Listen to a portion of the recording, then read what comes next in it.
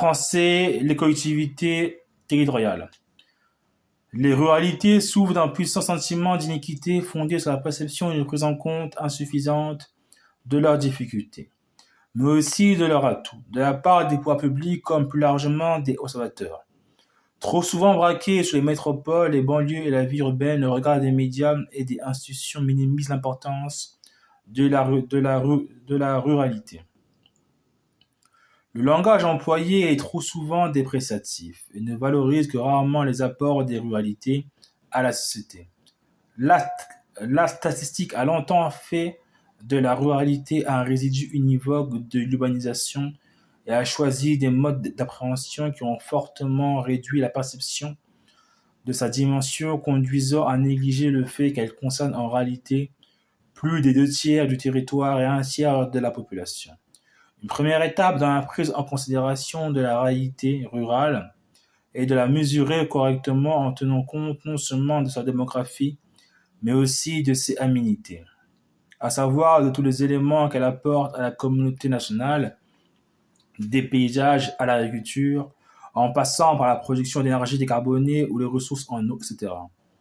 Loin d'une image de déclin trop souvent véhiculée, la ruralité, au-delà de ses fragilités, est travaillée par de nombreuses dynamiques de développement économique, social ou culturel.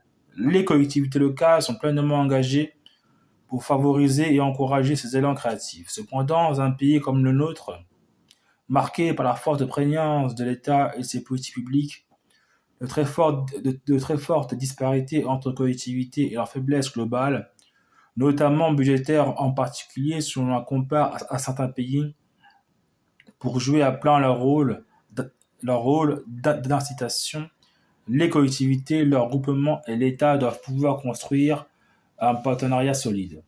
Cela suppose que l'État central entende davantage les territoires ruraux en matière de conception générale de la politique d'aménagement du territoire, mais aussi en ce qui concerne la définition des instruments concrets de cette politique, au premier chef par la nouvelle Agence nationale de la cohésion des territoires. De son côté, l'État territorial doit s'organiser pour être davantage facilitateur. Or, cet État territorial a été singulièrement fragilisé depuis des années par une série de réorganisations dont la réforme de l'administration territoriale de l'État, REAT, par des réductions drastiques et une véritable fuite de ses compétences. Pourtant, les élus et les territoires ruraux ont besoin d'un accompagnement des services déconcentrés de l'État. De nombreuses collectivités rurales éprouvent en effet un quadruple besoin. Un besoin de dialogue stratégique organisé, un besoin de concertation simplifiée pour les projets, un besoin de financement adapté et stable et un besoin de compétences d'ingénierie. Par ailleurs, pour certains territoires, aucun développement de long terme n'est possible sans une aide de l'État qui vienne compenser certains handicaps, dont le principal est l'enclavement, qui empêche un territoire de communiquer correctement avec les autres, d'accueillir des innovations et de faire valoir ses atouts. Dans ce cadre, l'État doit mettre en place une politique d'implantation cohérente de ces services sur les territoires et d'autre part mettre à disposition des territoires le socle minimal de services leur permettant de se développer. Au-delà de ce partenariat, les institutions locales jouent un rôle considérable en accueillant les projets utiles à leur territoire et en les aidant à s'épanouir.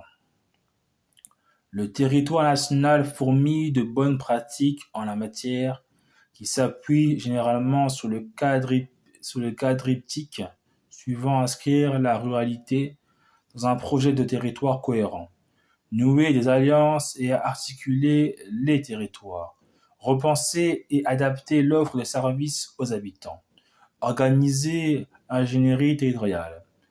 L'élaboration de projets de territoire est un gage de cohérence de l'action publique locale. C'est aussi un outil puissant pour créer une dynamique locale, évident dans les territoires de projet. Elle est tout aussi importante dans les intercommunalités. Un autre gage de réussite pour les territoires ruraux et leurs collectivités réside dans leur capacité à nouer des alliances et à assurer des formes d'interterritorialité. Il s'agit d'obtenir une taille critique en termes de moyens d'éviter des phénomènes de concurrence territoriale et d'interconnecter les territoires pour permettre plus de solidarité et créer des dynamiques communes, collectivités et intercommunalités rurales ne peuvent se substituer aux entreprises ou à l'État, mais elles peuvent contribuer par leur investissement à créer les conditions favorables pour atteindre un objectif essentiel à leur développement, stabiliser, voire accroître leur population. Par ailleurs, si l'amélioration de l'offre de services est cruciale pour les habitants, il ne s'agit pas pour les collectivités de refuser des évolutions et une modernisation des dits services. La modernisation des services est une triple source de développement pour les territoires. Elle permet de stabiliser la population en l'encourageant à rester sur place.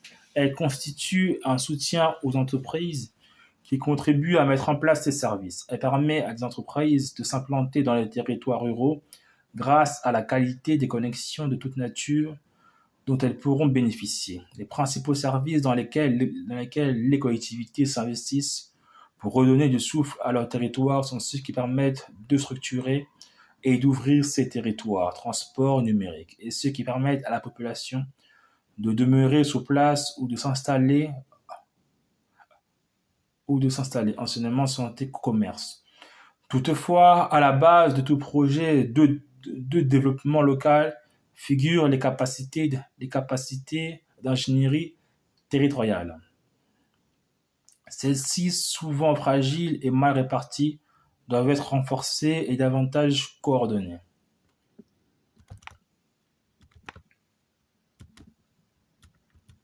Après plusieurs années d'indifférence, les pouvoirs publics, les médias, l'opinion se penchent désormais sur la ruralité.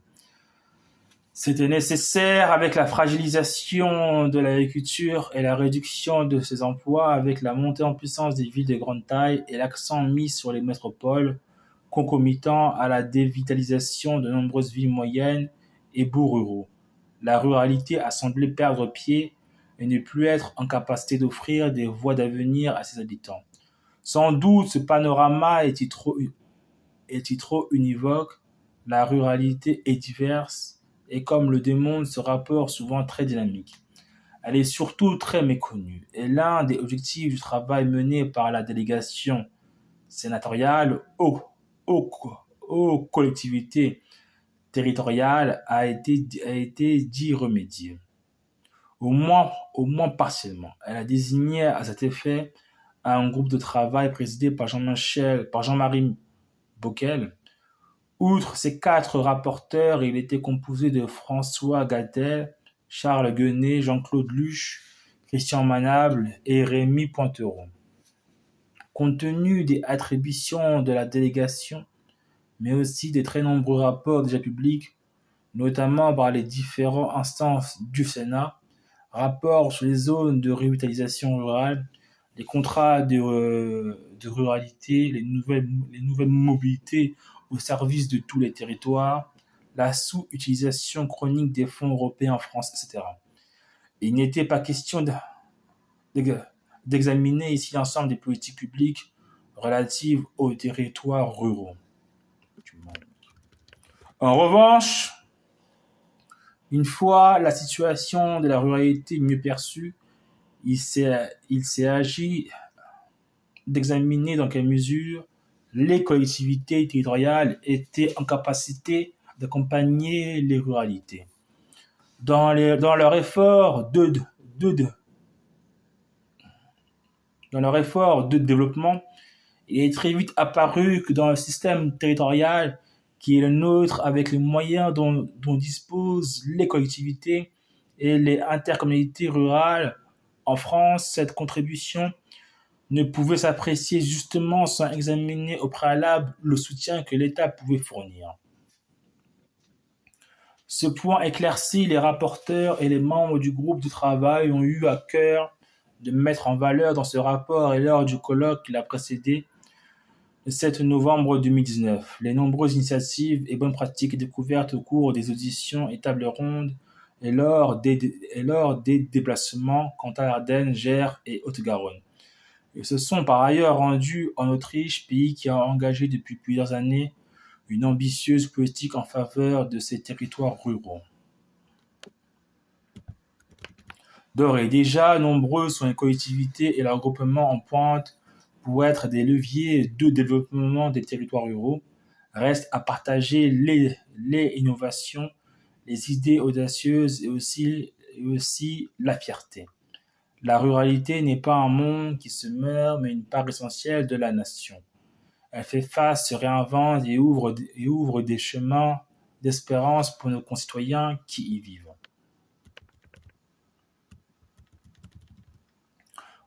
Recommandations.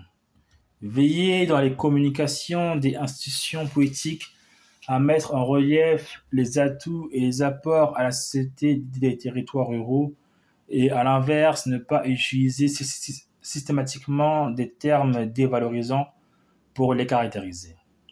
Recommandation 2. Encourager la statistique publique à produire des statistiques fines sur les bassins de vie ruraux et à davantage prendre en compte la grille de densité des communes. Recommandation 3. Engager une réflexion avec l'INSEE pour la définition d'un bouquet d'aménités rurales qui puisse être utilisé dans la décision publique, par exemple la fixation de niveaux de dotation. Recommandation 4. Engager des campagnes de communication institutionnelle en lien avec les territoires permettant de mieux faire connaître la ruralité dans sa diversité, comme dans ses atouts, ses initiatives et ses apports à la société. Recommandation 5.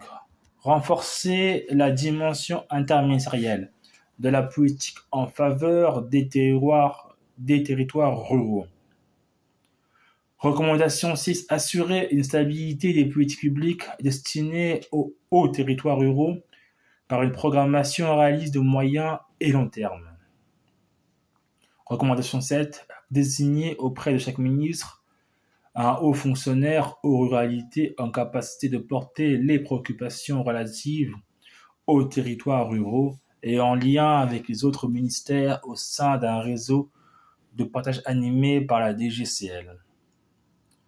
Recommandation 8. Dans la définition et l'évaluation des politiques publiques, privilégier des critères fondés d'une part sur les besoins des territoires et aussi sur leur aménité, plutôt que celui d'un seul niveau de population.